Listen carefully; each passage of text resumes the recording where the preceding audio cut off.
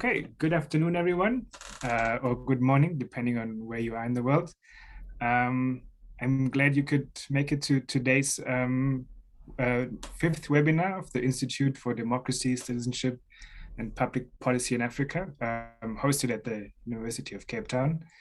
My name is Matthias Krönke. I'm a PhD student here at UCT, and together with Seshua, we are organizing this series of webinars on democracy and citizenship in Africa, and I'm particularly glad to have the two great speakers today. We have Ellen Lust and Joseph Asunka. And the topic today is surveying democracy and governance in Africa. And we'll be looking both at substantive findings, especially around the recent survey results from both the GLD and Afrobarometer on COVID. And then we'll also talk about the more practical issues of surveying during a pandemic and what surveying might look like going forward. And so, yeah, I'm excited to introduce Ellen. She's the director of the Governance and Local Development Program at the Gothenburg University. Her research focus is really on the role of social institutions, and she has a particular interest around subnational variations along these issues. And she recently published a book also on fieldwork in the social sciences. I can only recommend to check that out. We also have Joseph Asunka with us. He used to be, until recently, a program officer at the Youth Foundation. And since April 2021, he's our new CEO at Afrobarometer, which means that he had the pleasure of both finishing up round 8 and starting to plan round 9 with the team, which from the sounds of it has been a very hectic period. But I'm glad that he could make the time, especially since it's a public holiday in Ghana today. And so the talk today will be split in roughly 3 segments. We have, first, we'll look at a little bit at the substantive findings, and both Ellen and Joseph will have some brief comments on that. Then we'll look at the fieldwork component, and lastly, on the future of survey research in Africa. So without further ado, I'd hand over to Ellen to get us, to Joseph to get us started.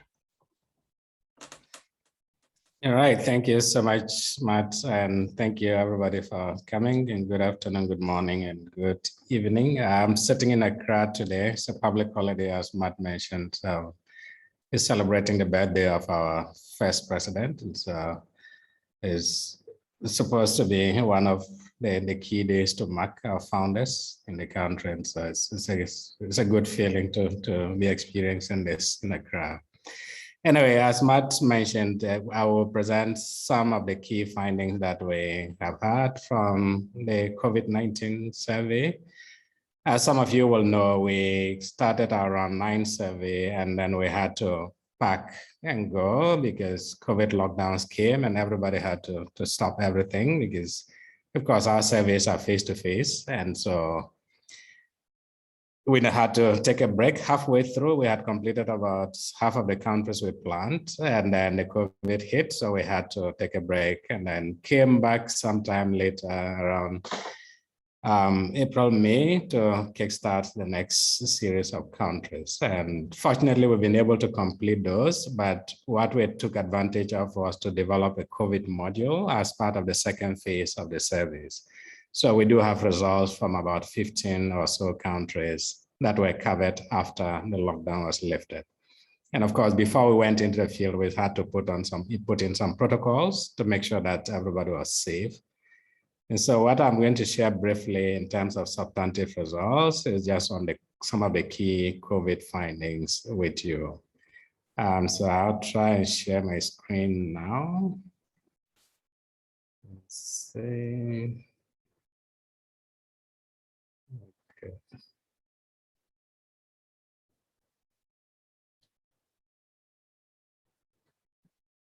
Now looking for where my PowerPoint's now. Second.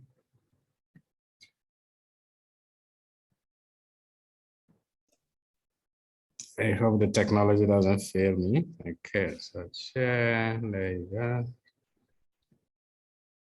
There we go. I hope you can see this, okay. Now let me see if we can put it in full screen. Does that work? We see the presentation notes at the moment. Okay, okay. All right, so let's see. Need to wait from stats. Does that work better? Yes, that's it. Okay, nice. All right, so as I said, we did conduct this in about 15 countries, and what I'm presenting today is just some of the key highlights. We had asked in the COVID module, we asked respondents about their experiences with the COVID itself, their assessment of the performance of governments in general, in terms of their management of the COVID-19 situation. And we also talked about vaccines and vaccine hesitancy. So I'm just going to highlight briefly some of those findings. And I'm sure Ellen would have a few more of those, and then we can compare and contrast where there are synergies and where there are disagreements. All right, so some of the questions we asked, second, okay, there you go. So the first one was more about government performance in terms of whether how governments perform in keeping the public informed about COVID-19, how they manage the response itself to COVID-19, whether or not they trusted the government statistics on COVID, whether it is infections or deaths, and the level of COVID-19 corruption, whether people thought some of the resources that were poured into COVID-19 response may have been lost to corrupt practices.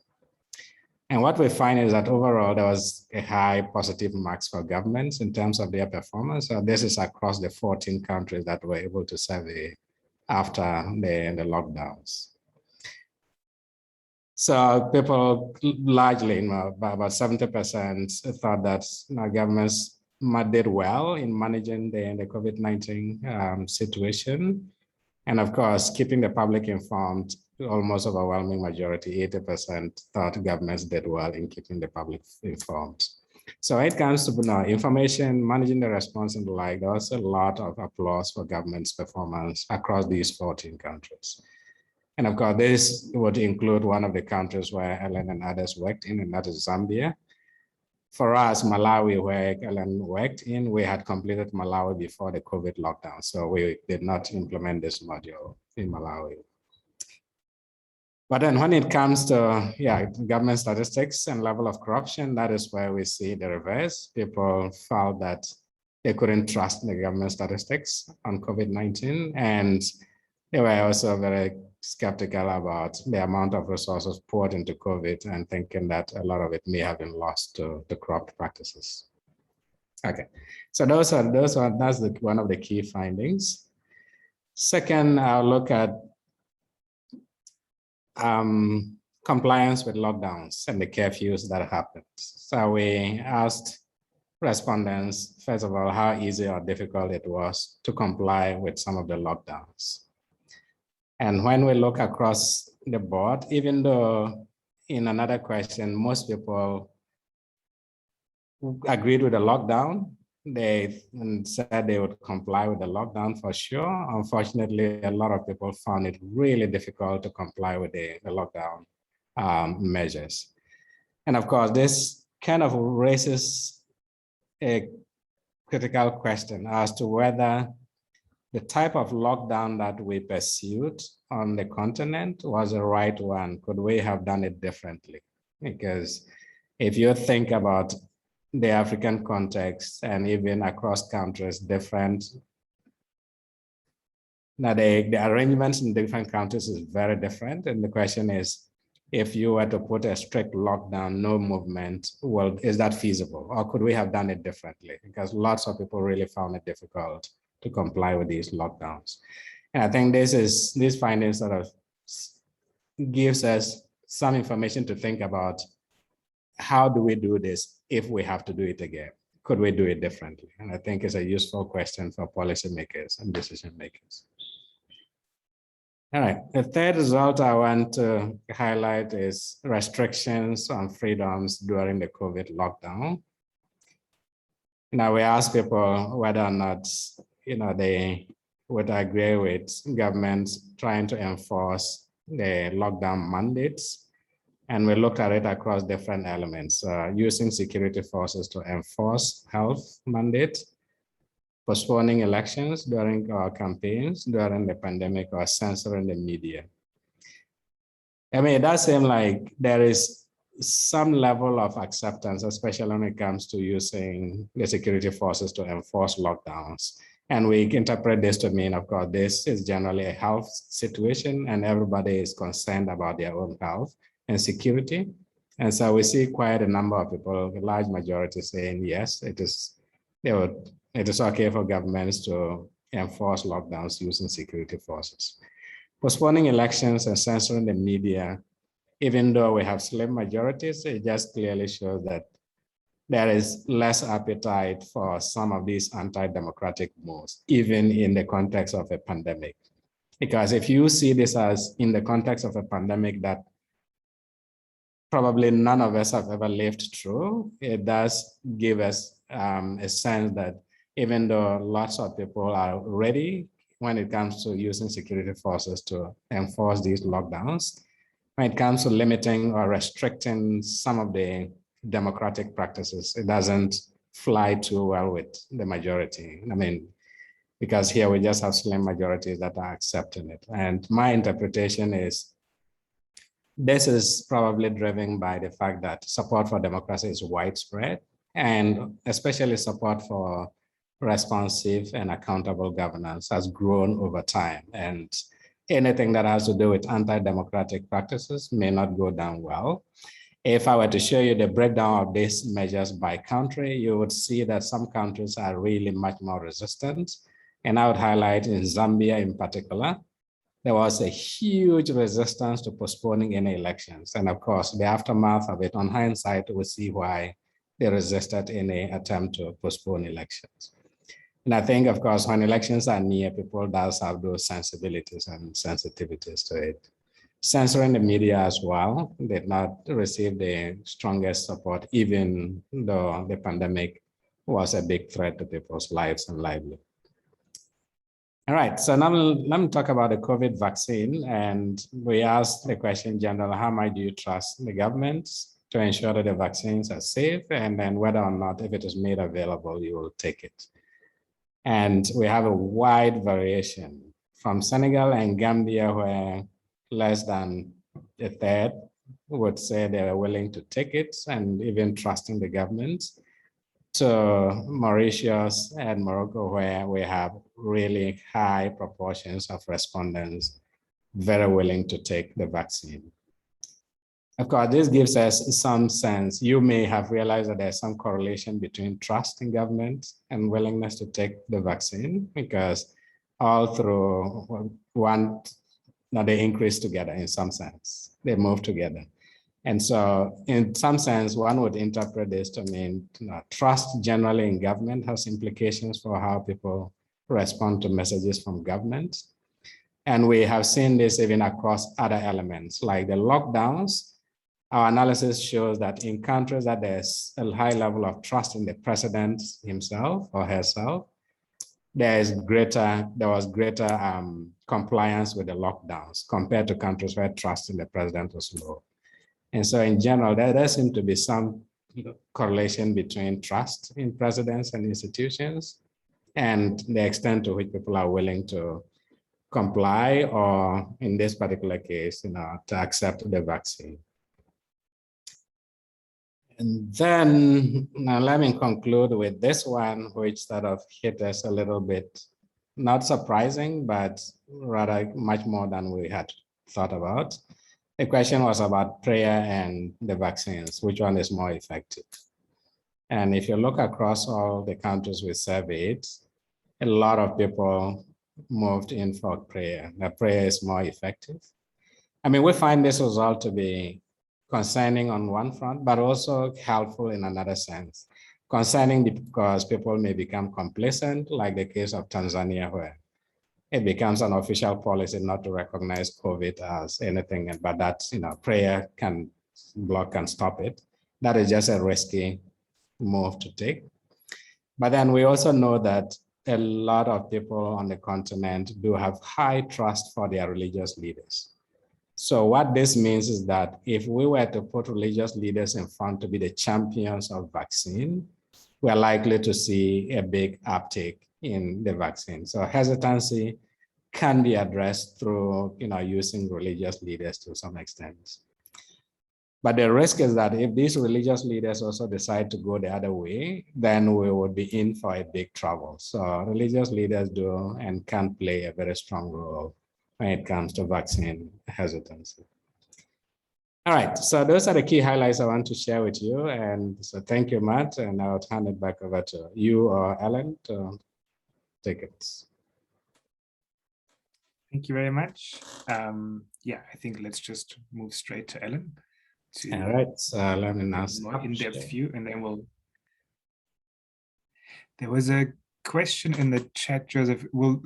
I know there's some analysis on the Afrobarometer website, but is it also possible to share the presentation? Absolutely, yes. I can share the full presentation. This was just an abridged version of what I have, so I'll share that. Great, thanks so much. All right, Ellen, over to you.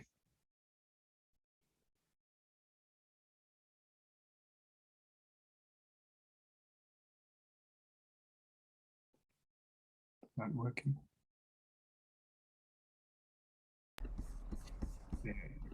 I got the order of things wrong, so I screen shared before I unmuted.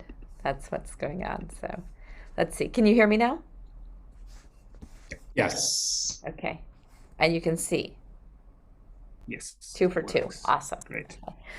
So first of all, thank you all. And Matthias, thank you for inviting us. And then thank everybody for joining us, because I think these are interesting questions. And it's really great to see, Joe, the work that Afrobarometer does. I think we're going to find a lot of similarities in our findings, actually.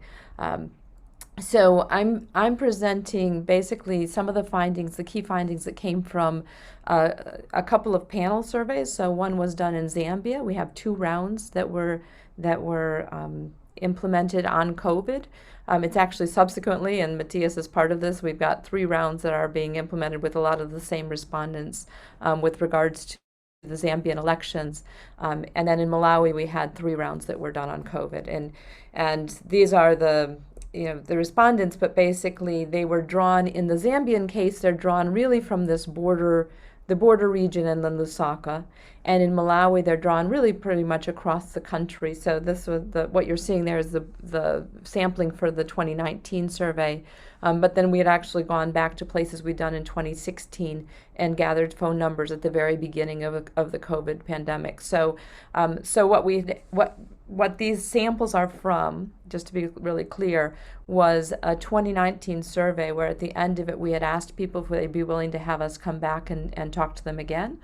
We had about 5,000 phone numbers in Malawi that we were working with. We had about 3,000 to 4,000 in Zambia that we were working with at the beginning.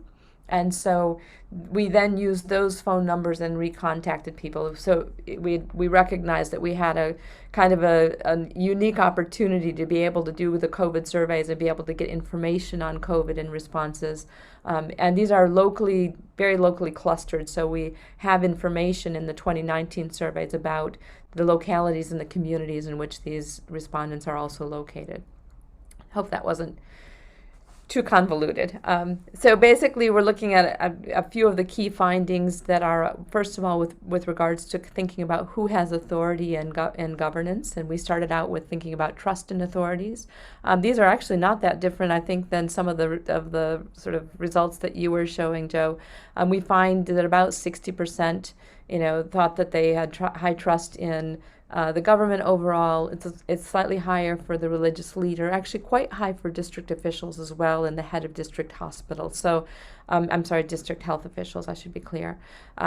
There are a lot of people the top is Zambia, the bottom is Malawi. There were quite a few who didn't know what the WHO was, right? So the question of whether or not they had trust in that is a bit lower there than the others. But it's basically about 60% would say that they had a lot of trust in these. And not surprisingly, but I think useful to note was that when we asked respondents of, the religious leader, the government official, the government minister, or the chief or the district health official who would have the most and best understanding of COVID-19, then people sort of recognized the health official as having the best information and understanding of COVID, which is kind of interesting to think about with respect to these sort of findings about prayer.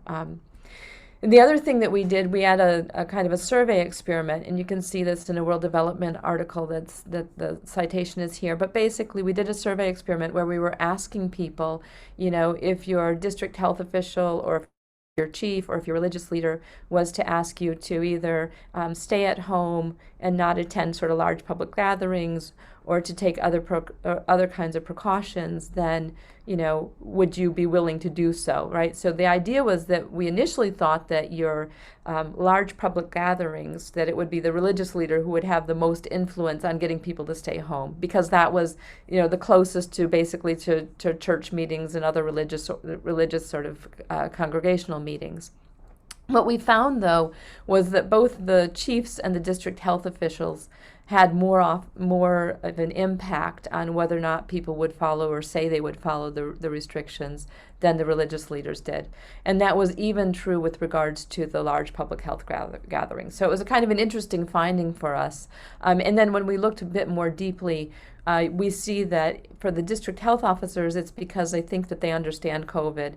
For the chiefs, it's because they think that they're worried about being sanctioned. Probably not entirely surprising, but I think shows us sort of the different bases of authority and who was able then to be able to place restrictions on them.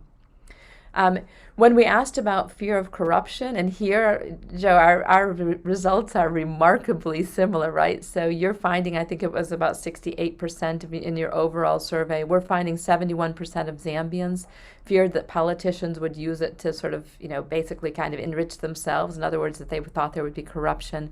About 67% of the Malawians also thought the same.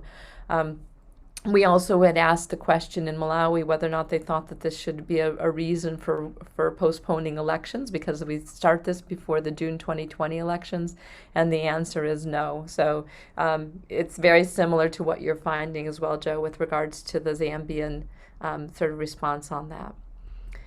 So, and I should actually note one more thing, which is that while everybody worried about sort of corruption, at least in the Malawian case, where we also did a piece that looks at whether or not there's a reason to believe that the pandemic affected how people actually voted and how they felt about the elections at the end.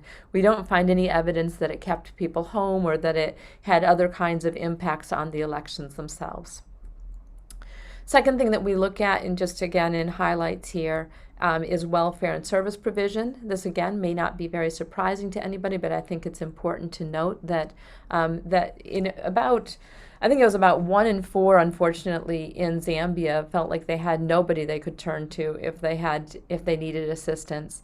But both in Zambia and in Malawi, the vast majority of people either have turned to or would turn to family and friends, health care workers, village heads. In other words, turning to kind of government officers and officials is actually quite far down the line. And we see quite a lot of variation across that. You'll see that in the map of Malawi to the right-hand side. Quite a lot of variation in terms of who doesn't really have anybody who can help them, right? All the way up to about 60% of the respondents saying that if they needed help, they wouldn't have anyone to assist. Then we were trying to understand sort of the result and the impact of stigma. We find a lot of the respondents are fearful of stigma. So when we asked, do you worry about being stigmatized if somebody finds out that you have COVID? We find quite high percentages say that. But we were also interested in trying to understand the extent to which people may think about sort of outsiders as being more likely to be COVID carriers. There's reasons to believe that that's the case out of the sort of the literature itself. So there was, in Zambia, we asked about, and we do this again with the survey experiment, we're trying to sort of ascertain whether or not they would be more likely to think that people who are Tanzanian or who are Malawian had COVID with the same symptoms as a Zambian. We don't find any evidence that they do. We do find that they're less willing to help Tanzanians get assistance if they needed help getting to a hospital. But more importantly, we find that generally what drove how people felt about helping somebody who had symptoms was really whether or not those symptoms seemed to be COVID symptoms. So to be very specific, we had asked, in some cases we had people who had a broken leg, clearly not a COVID symptom. Some cases we had a person who had a dry cough and high fever, which is supposed to be a COVID symptom, and people had very much recognized it because we'd had an earlier informational question about what was a COVID symptom. And then in other cases, we just had a person who had a cough. So what we find, again, is that it's those symptoms that drive how people would respond to others much more than it is about outsiders. And that was the case even in Malawi, where there we were asking about Mwenya and Zambians. And Mwenya being those who have sort of kind of original Indian descent. And since some of those had been some of the first people to have COVID, then we thought there may be that kind of association, the same kind of association as there was in the US, for example, for a while with regards to Chinese and COVID. But we actually don't find that there's a very strong association at all. So it means in some ways that worrying about this kind of exacerbating social divisions and kind of outsider bias actually doesn't seem to be as problematic as one might have expected. Just kind of good news, I think. Let's see if I can get this to work. Finally, just one public health insight, and that is, again, we're going to go back to vaccine hesitancy, which is very similar to Joe, what you were showing as well. Basically, we find that about 1 in 3 are vaccine hesitant in Malawi. That is, people who say that they wouldn't be likely to accept a government-approved free COVID vaccine. So if I remember correctly, that's just about the same as what you found in Zambia, it looked like. We didn't ask this question in Zambia, by the way. Then we look a bit more sort of deeply at, who is, kind of more likely to say that they wouldn't accept a vaccine. In other words, who is more likely to be vaccine hesitant. We find that women are more likely to be so than men. The sort of rural and peri-urban areas are more likely to be so than the urban areas, and the DPP party supporters are more likely to be so.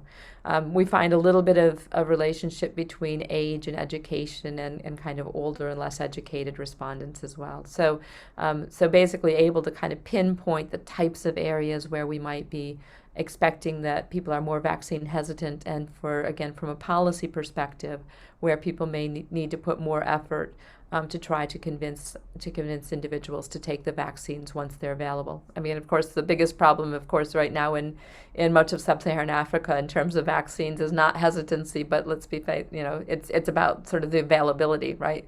But sort of looking down the road, this is something I think that people will want to keep in mind. So, hope that's helpful. Last, but definitely not least, to just recognize that this is done with IPOR in Malawi and Ubuntu and Cypher in Zambia, and also that it was funded by Formas and the Swedish Research Council. So many thanks to the Swedes, as always.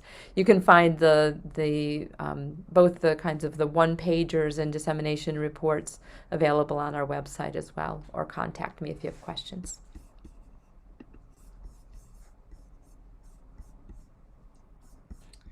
Great. Thank you very much, Ellen and Joseph, for these great presentations.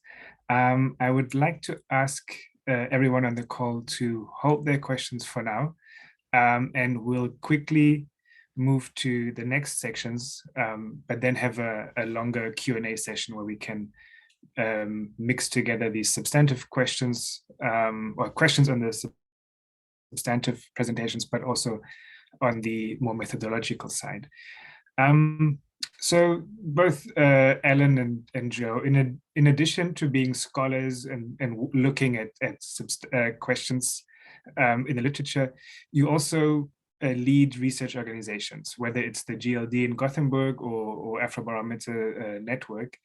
And so what I wanted to do is just for you to share maybe your experiences around fieldwork, both in the past and how things have evolved over time, but also more recently, how COVID has created new challenges, but also maybe opportunities for survey research.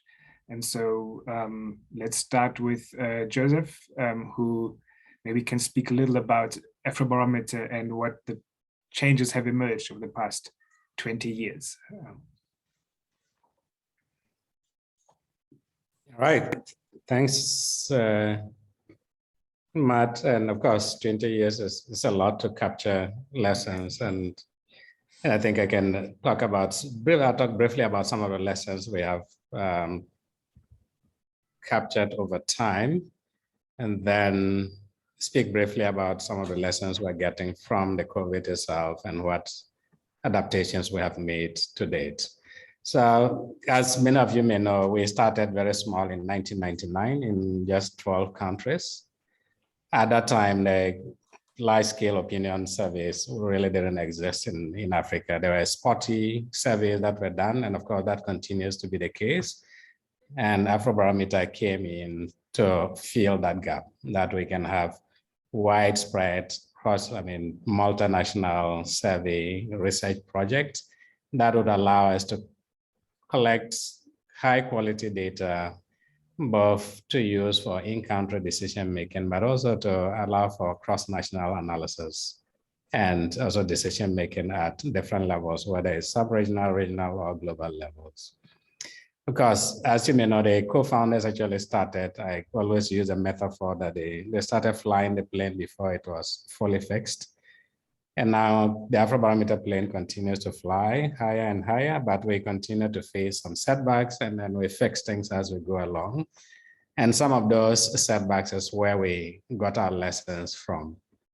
And so I'll highlight just 2 or 3 key lessons and some of the adaptations we've made over time.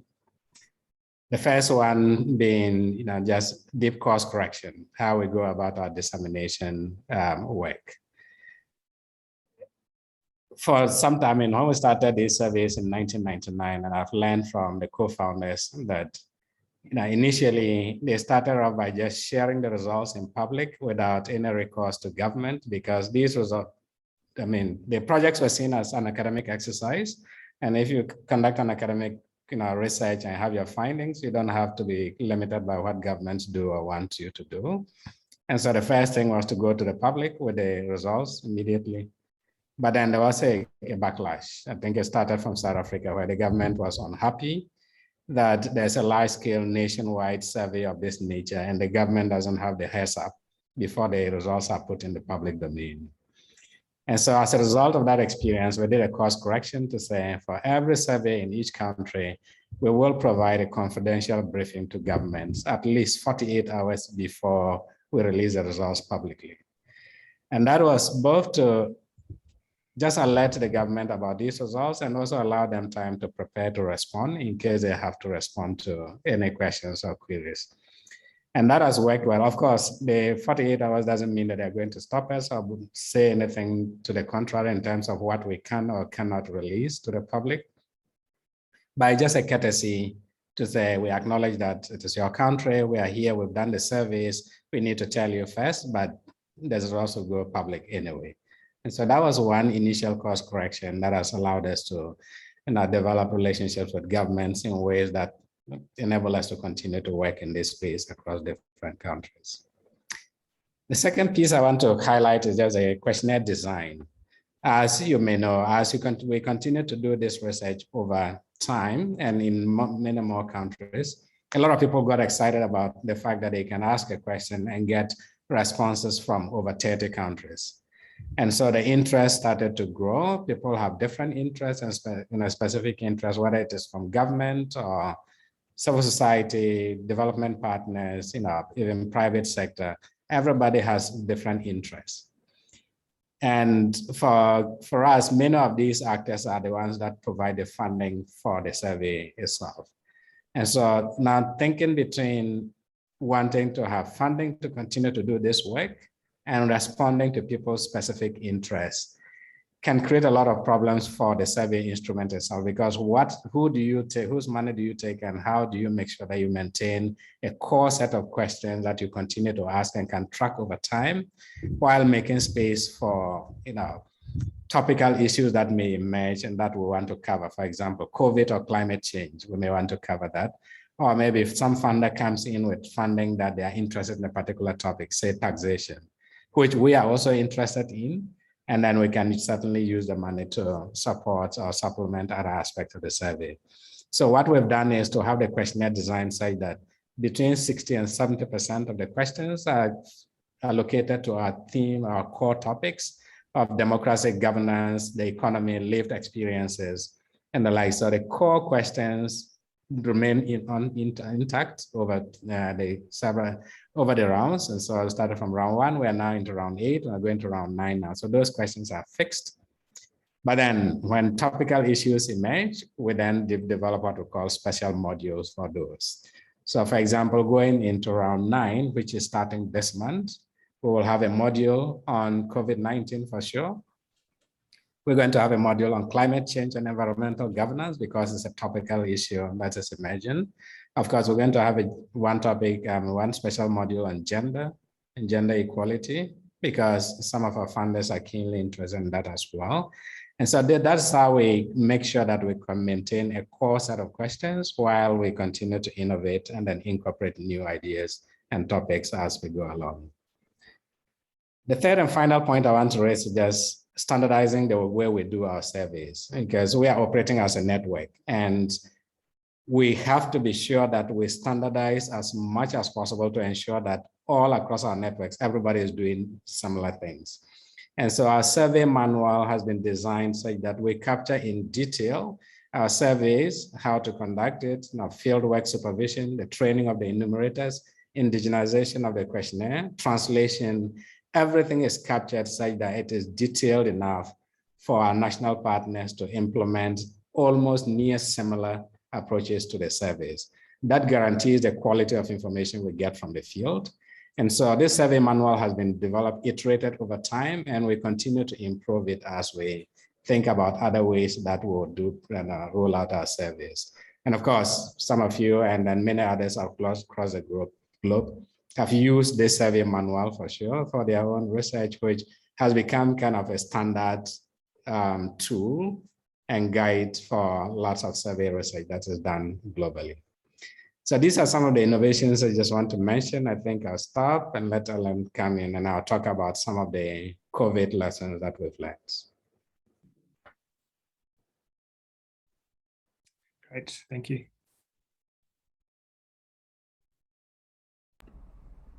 Do you want me to go ahead or do you want to? Okay.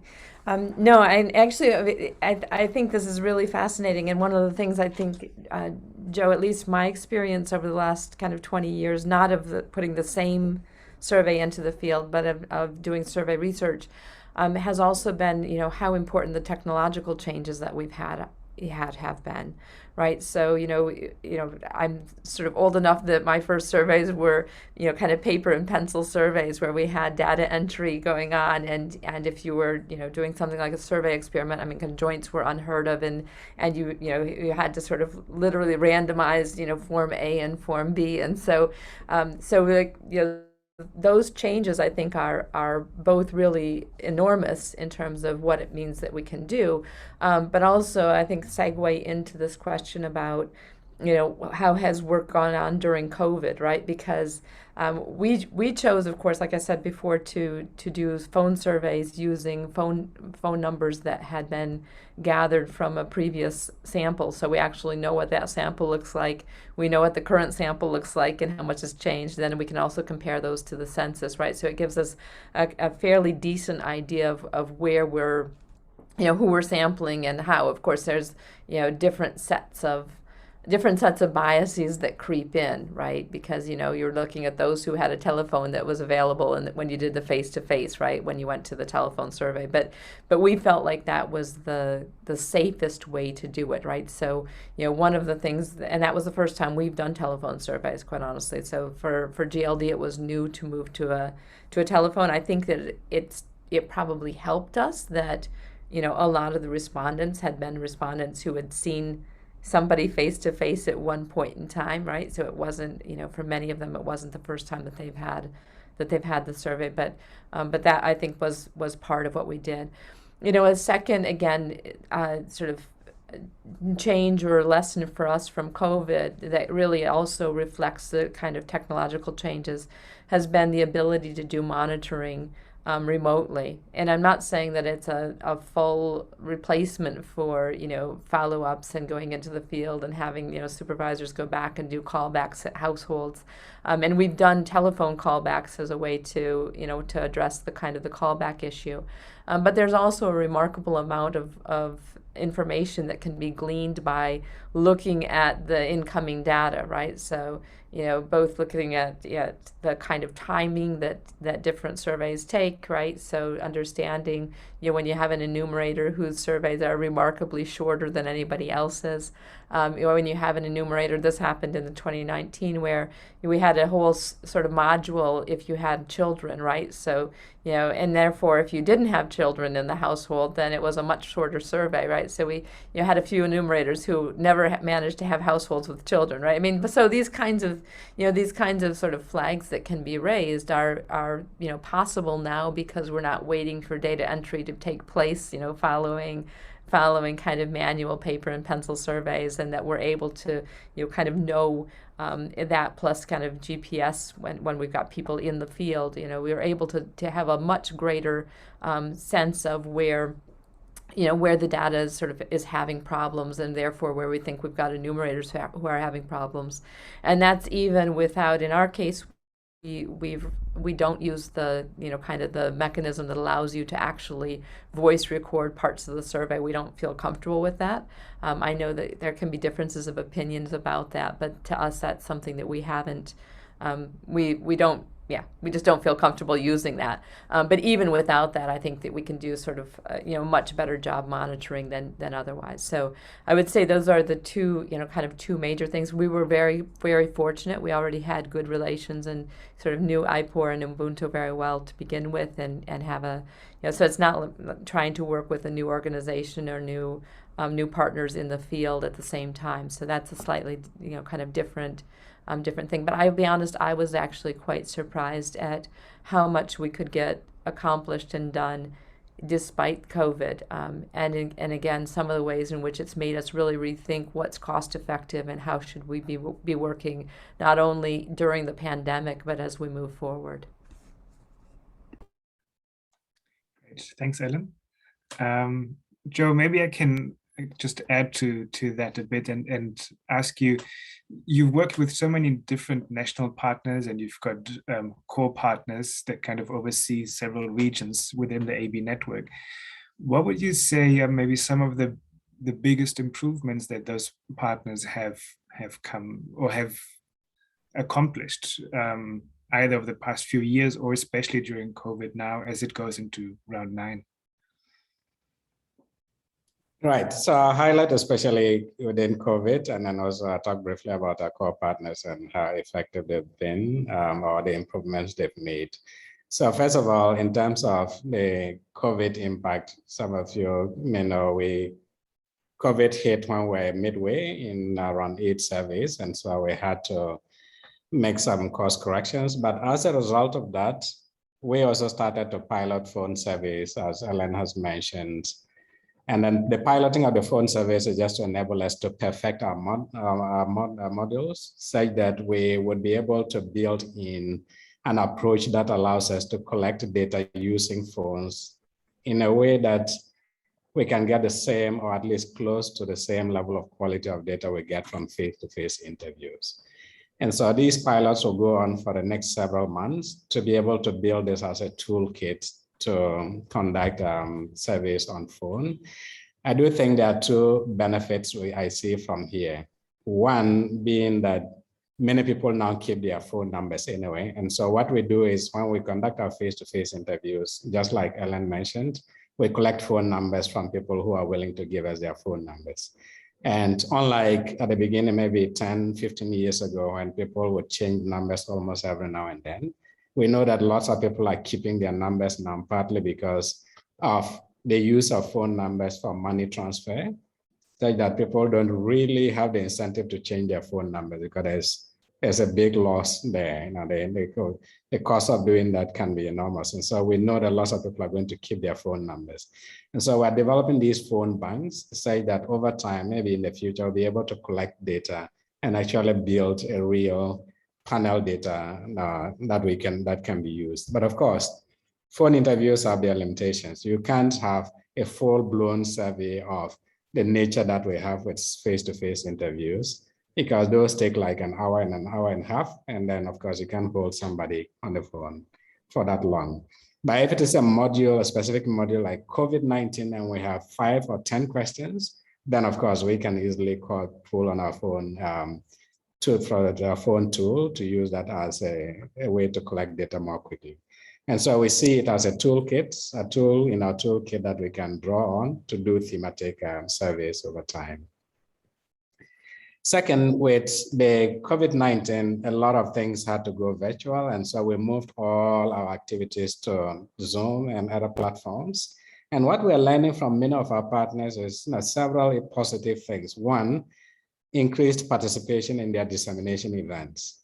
Because usually when you want to get people physically to a room to have the dissemination, it's much harder than just organizing a Zoom and getting them to lock it in their calendars and having people participate. And so it does seem like when it comes to dissemination, people have been much more effective in getting more participation, getting more recognition and publicity of their results when they did that online.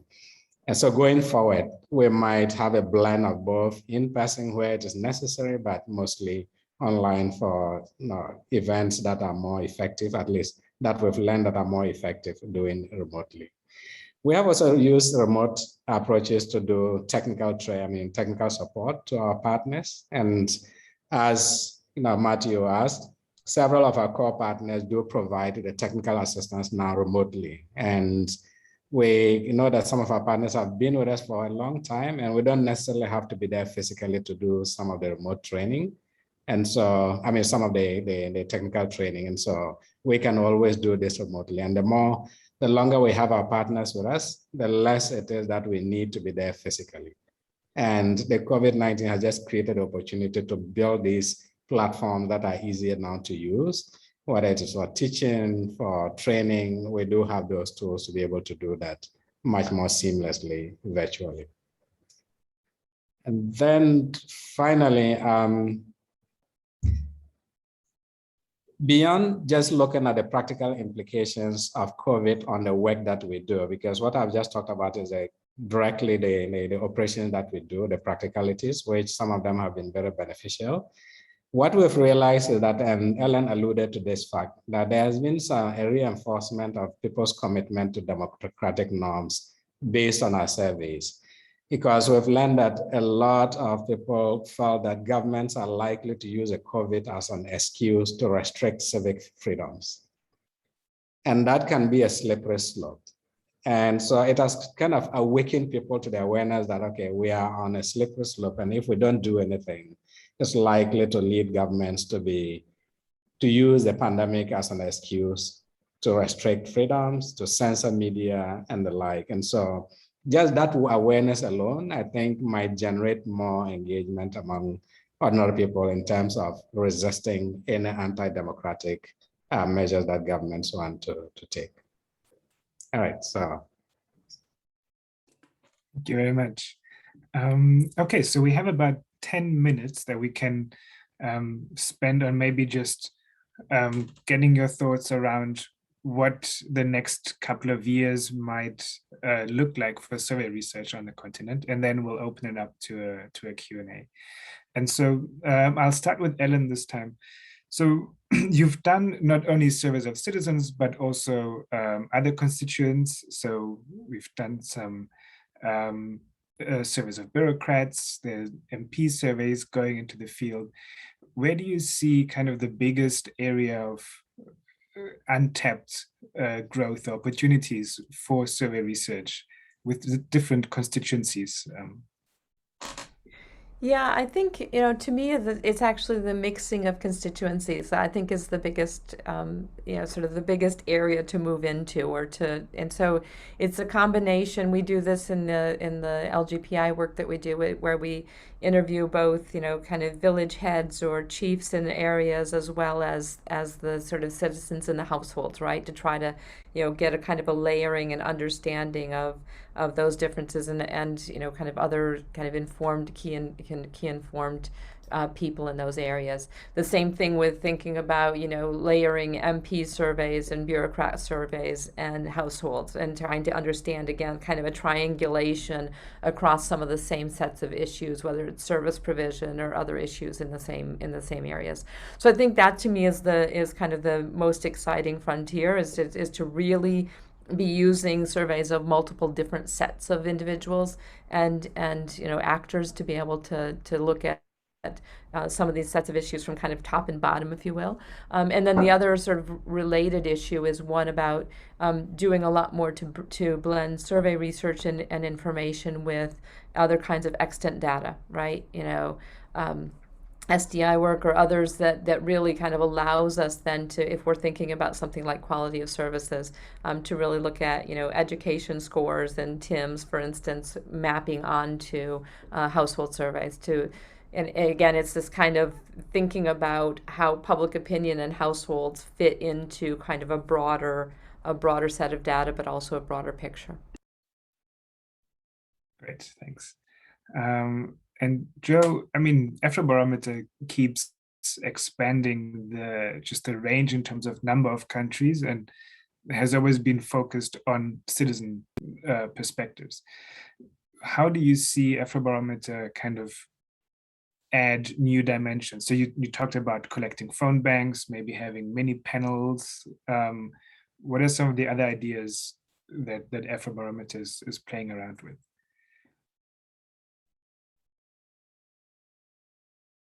Right, I just realized I couldn't. Yeah, so I mean, there are several ideas we are playing around with, especially for me coming in as the new CEO and then also having a new management team that is beginning to lead this process. We are thinking of ways that we can take Afrobarometer to a level that allows us to do two things. One, increase the uptake and use of Afrobarometer data on the continent. Because when I think about it, I mean, in my graduate school days, Afrobarometer data was very popular in grad schools in the West, much more than it was on the African continent. So, and of course, across policymakers, whether it is development partners or the multilateral banks and the like, all of these fellows use the Afrobarometer data extensively. There is a limitation to the use of that data on the continent. So how do we crack that? And I think myself and the team are trying to figure out the best ways that we can do that going forward. And we're trying to do that in a couple of ways. One, being more strategic with the way we engage with regional and sub-regional partners, and especially decision makers at those levels. How do we pool our data in ways that can be appealing to policymakers at that level? Because we set ourselves as bringing the voices of people to inform policymaking across all levels. And so really emphasizing the voices of people at the regional level is a key consideration that we're trying to pursue. That's one thing. The second piece being just thinking about how to promote the uptake and use of this data across African universities. Because we know that lots of students write dissertations, whether it is master's or PhD dissertations, and often, I mean, the Afrobarometer data lends itself in ways that can easily be used to either develop a chapter or even just inform the entire dissertation.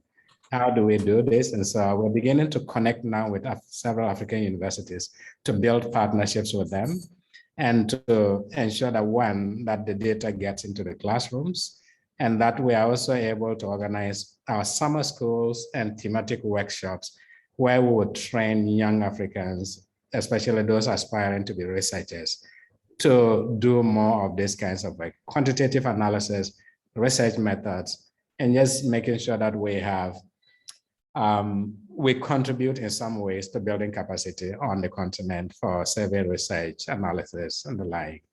And so for me and my team, the biggest achievement for us will be how much of Afrobarometer's data is being used across African universities, and how much of our data is being used by policymakers at the national, regional, and sub-regional level for decision making.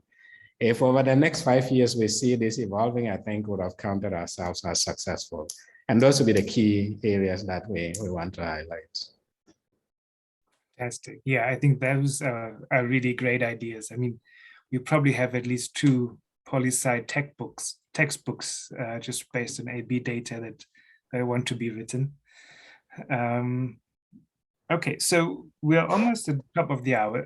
I'd like to open it up to all participants now. You can ask questions either in the chat or by raising your hand to, I think, any of the topics that you really feel strongest about, whether it's the COVID-related research in the beginning or now more about field work and where the data collection projects, GLD and AB are going in future.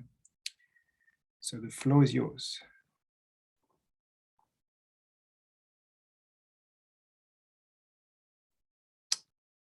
Okay, we have Mwenya, please go ahead. Oh, you're on mute, unfortunately. Oh, thank you for that. Actually, I didn't even notice that I was on mute. Mine is a bit general, and first and foremost, I just want to appreciate how educative this Zoom meeting has been, and definitely I'll be looking forward for those presentations, Joseph and Elena. But I think mine is a bit general, of a general question, and I would like to find out how the organization of Barometer ensures that it's not influenced by outside actors in terms of how the data is corrected and how the finding interpreted to the general public, and how best the privacy and the data of the people that they are collecting from the same data is protected from outside influence. I understand they've got a wider scope, and that's something that we need to cherish as a continent, of course, since we understand our democracy is definitely developing, and we've seen a pocket of resistance from a number of countries, and of course a pocket of transcending into something that we would definitely appreciate as a continent, that we are actually moving towards the right direction. So in short, those are the same questions that I want to find out. How best are the data protected, and how best do you understand the margin of error in terms of the number contacted to find out exactly on the topic of COVID-19? It may be preference for democracy or any other. So I would throw it out. Thank you. Thank you very much, Munya. Joe, do you want to go first? And then we'll have Ellen. Okay. All right. I thought you were going to take a number of questions, but yes, sure. I can go. I mean, in terms of the margin of error, I'll start from the bottom. Your question is the bottom of it.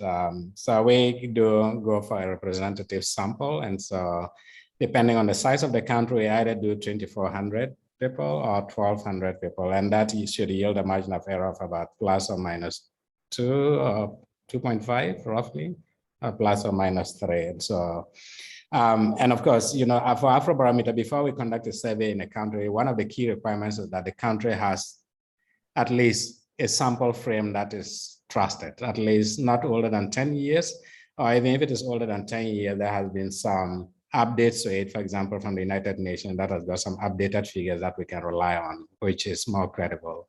And so if a country doesn't have a sample frame, then we can't do any surveys there, because that is a critical requirement for us. In terms of outside influence, yes, of course, lots of people, as I mentioned at the beginning, people have different interests in terms of what data to collect. And whether or not they influence how we interpret the data, I don't think that is the case, because this is we put out the data there, we put out general analysis, we can put out the summary of results, and everything is in the public domain that people can use and interpret in ways that makes sense. Of course, for us, if we work with other partners that want to use our data for advocacy, we certainly would support in terms of how to interpret the data and make sure that it is right. But because this is a public good, we can't really prevent people from using the data the way they think makes sense to them.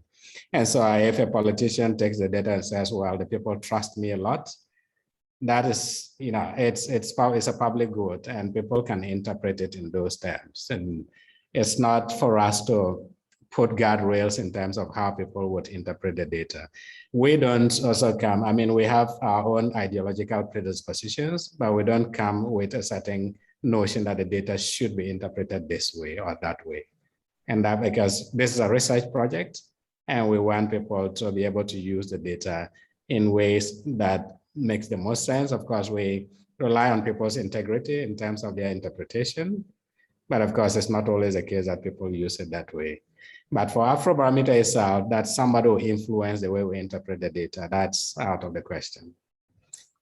All right, privacy and protection. Of course, this is a big concern for all of us because, as I said, this is a public good. The data is out there.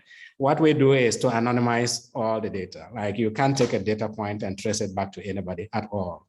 That is near impossible. Like you can't do that. And so because of that anonymity, we do provide our respondents a high level of protection. When it comes to issues of collecting personal data, then I think there's a kind of unclear line between what is personal and then what needs to be out there. For example, if we collect people's phone numbers, how do we store it to make sure that these phone numbers do not get into public domain? And partly because of that, we are looking into ways that for now, to figure out ways that we can have a strong cybersecurity within our network to make sure that both we protect the data, but also that we protect our people themselves, because this work exposes some of our national partners to government reaction. And so just making sure that our national partners are not surveilled is one top priority of mine. And so when I'm beginning to make sure that at least we build strong, protections to protect our staff, our national partners, but also to make sure that the data, even though anonymized, will continue to improve on our cybersecurity as well. Thanks. I think, yeah, those are really important comments around data security. Ellen, do you want to add to that, or should we? I just want to add one. I'm actually kind of curious, and Joe, sort of, if you've thought about this or why Afrobarometer hasn't done this. We basically do everything, I think, sort of the same in many ways. We've actually gone to not using sampling frames from government censuses or from other kind of usual suspects, but rather have moved to, first we did point of light data, but we've actually moved to Facebook kind of data. And I'm just curious as to whether you've thought about that. And we do our sampling as a spatial sampling these days, but if that's something that you have considered, because to us that opens up areas that you otherwise wouldn't be surveying in. Right. I mean, those are areas that we're certainly looking into. I know that we have, engaged with Facebook. At least I've spoken with some of my colleagues who have worked in Facebook and have that framework, which is useful. We partly because these surveys are, driven, based in the country, and we do believe that if you have a current sampling frame, it does provide us a useful starting point. If we need to beef it up with other sources of information that will make it more complete, certainly that is an approach that we would like to take, and we've started exploring some of those options. Great. Then we have 3 questions now. Let's start with Michael, then Sean, and then Georgia. Michael. Hi, Joseph. Hi, Ellen. It was a great presentation from both of you. So I think that it's actually rather exciting this time in survey research. I believe that one of the big problems have always been that the barriers to entry in survey research are extremely high because of the costs, and particularly in Africa, which makes survey research really not an option for most Western academics, let alone most African academics, right? And particularly when we look at Afrobarometer, given the long period that you've in operation that you've had, I wonder, what are your plans for starting to evaluate some of these new methods, particularly as it comes to telephone surveys? and the pros and cons of using these methods, and particularly with an eye for the future, as I would imagine that even more cost-effective tools may be viable in the future that could reduce some of these costs. And I'm thinking particularly about some of the issues like interviewer effects, problems with sensitive information, and so on. Have you already started looking at this? And then I have a very specific question for Ellen, which is more in relation to the substantive presentation that you gave in the beginning. There was a result that really jumped out at me, and that was the partisan split in vaccine hesitancy. Of course, this is something we're seeing in America very, very clearly. But here, it's quite obvious why we have this partisan split. In Malawi, I can't really see why this would be the case. Do you have an idea about what's going on here? Is there?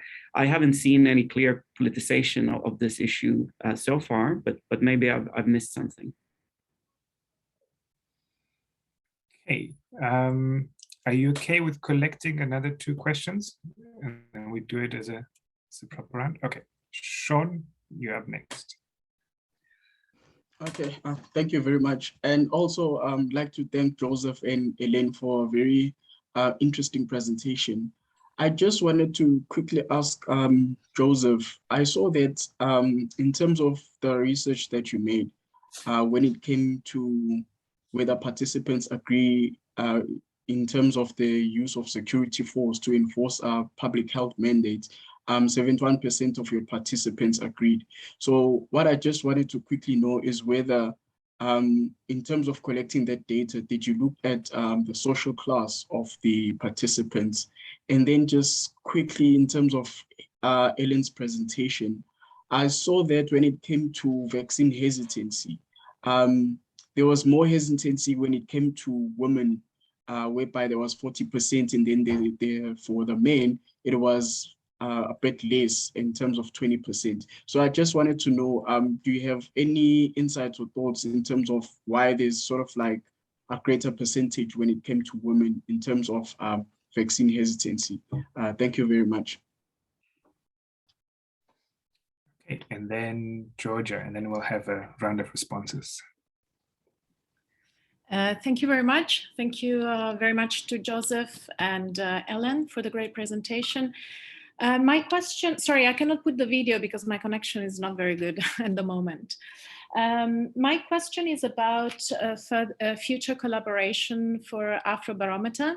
So I was wondering, you, Joseph, you mentioned strategic collaboration with policymakers at regional and sub-regional level, etc. I was wondering if you already collaborate with development partners, the development organizations like the UN or the World Bank or IFED, and if you don't, if you envisage doing it in the future.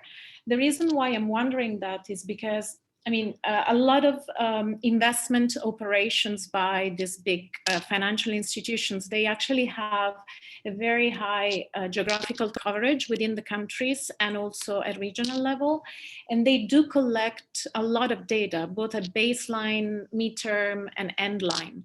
And this data and this information most times remains within the project. It's not even disseminated, or it's very difficult to access. So I think this, for me, it would be really interesting and valuable to actually make it available to the public.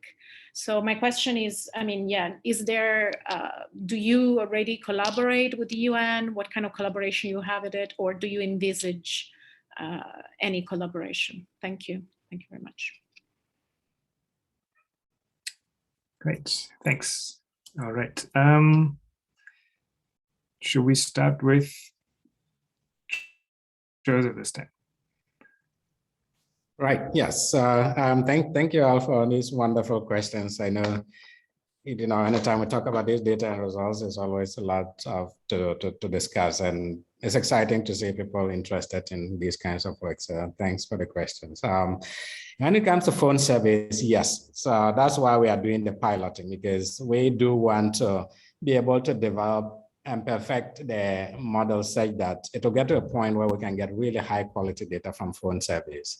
And we've been collaborating with some of our other barometers, Latino barometer and Eurobarometer and other barometers across the world, to share lessons from and learn from each other. Like, how do you do it? What's the best practice? How can we perfect it going forward?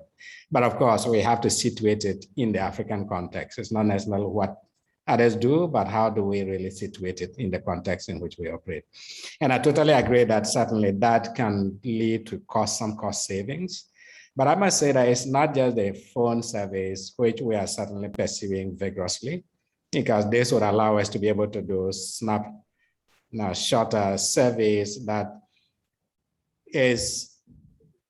gives us opportunity to be more responsive to emergent situations or emergent conversations. So if there's a topical issue in Mozambique about some particular issue, can we quickly collect data from Mozambique if we don't have the data already existing, and then use that to inject into a policy debate? And if we have the phones and a toolkit available, that just allows us to do that more rapidly. And I think that allows Afrobarometer to stay relevant and current, because we are able to respond to current events without necessarily having to fall back on our existing data. We can always generate the data that way.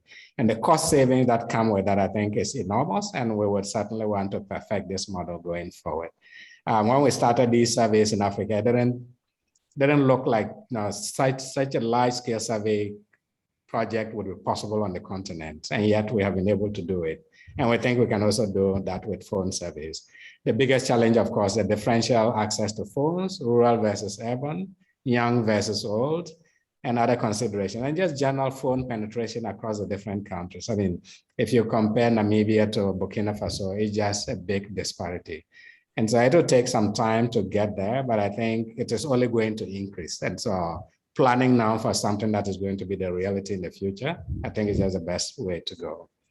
Hopefully to reduce the cost for everybody, and then we can have more of these kinds of research that goes on across the continent. In terms of the use of security forces to enforce lockdown, yes, we do have demographic data that we can disaggregate by social class or by education, by age. We can disaggregate the data by different categories. And so if you're keenly interested, of course, you can always pull the data from our website and take a look at it and see whether or not wealthier people were more, compliant or less compliant compared to poorer people, which if you're interested, you can do that. But yes, we do have the data to be able to do that.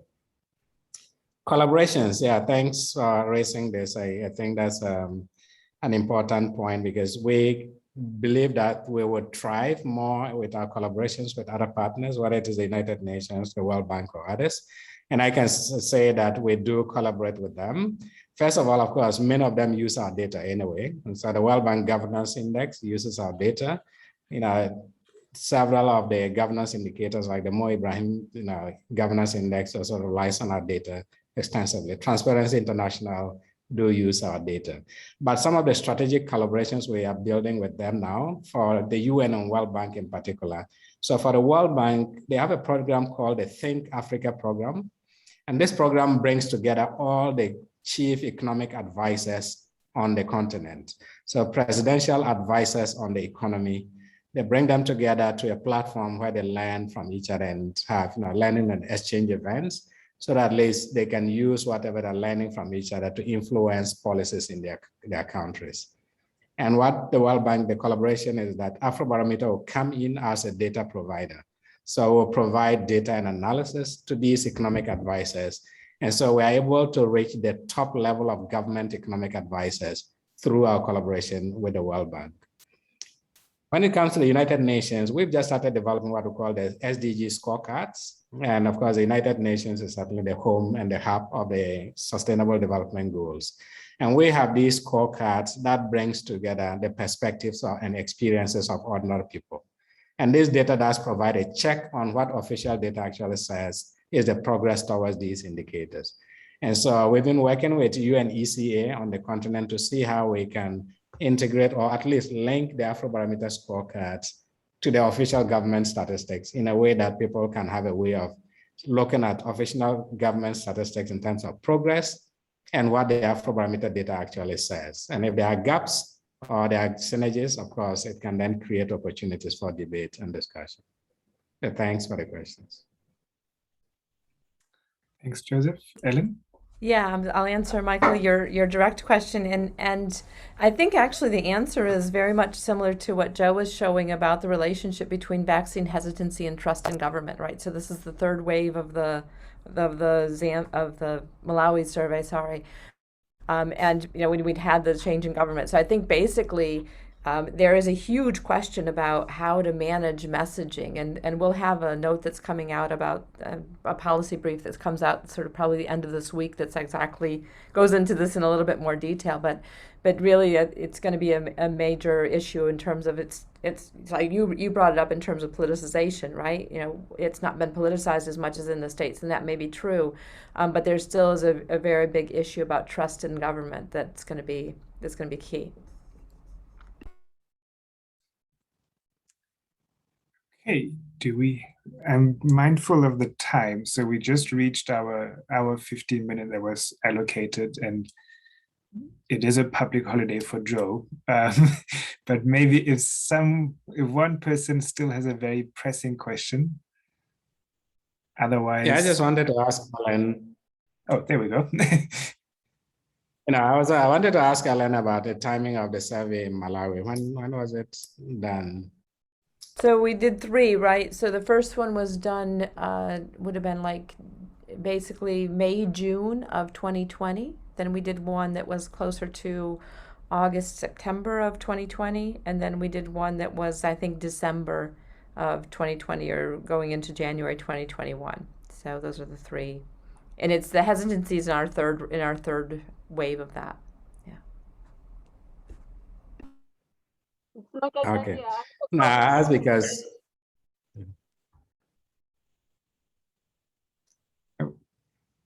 Go ahead. My audio is bad, but I have a question as well in the chat. I think this is much clearer. Oh, there we go. Sorry, not Clancha. She's interested in why women are more hesitant taking the vaccine than men. That's right. Sorry. No, that had been raised before as well. That's honestly something that we need to look into more. Happy to have others actually look at it as well. Basically, we have a set of questions that are about why do you worry about the vaccine, right? So we've got a range of explanations, everything from believing that it will give you COVID instead of keep it away from you, that you'll die from it, expectations that it will make you infertile. Those are kind of the top sort of reasons. We haven't yet dug deeper to see whether or not there's something about either kind of more worry that it kills you in being a woman, or is it more worried about infertility and being a woman. I mean, that we haven't quite gotten to that level. Yeah, sorry for that. Thanks, Shansha, for reminding us of that important question. Okay, so I think I'm sure if other people have questions, you can either email them to me and I'll make sure they get forwarded, or you can contact either Ellen or Joe directly. At this point, otherwise, I'd like to thank both of you for taking the time to put together your thoughts on this. We will have a YouTube recording available in the next couple of days on the YouTube channel of the Institute. And next month, we'll have a new webinar looking at the effect of COVID on elections and how that has impacted the occurrence of it, as well as the quality of elections. So hopefully we'll see you all there. Otherwise, thank you very much and enjoy your evening or the rest of your day, depending on where you are.